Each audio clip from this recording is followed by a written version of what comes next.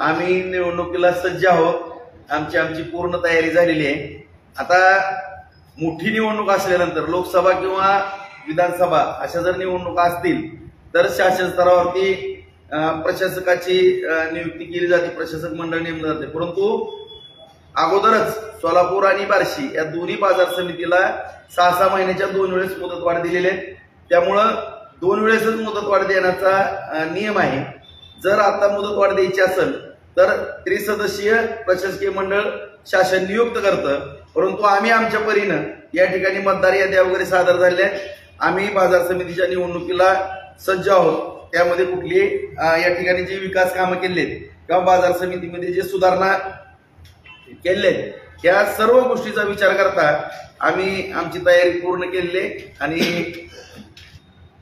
निश्चितपणाने त्या ठिकाणी केलेल्या विकास कामाच्या जोरावरती आम्ही पैकीच्या पैकी बाजार समितीच्या सगळ्या जागा जिंकू।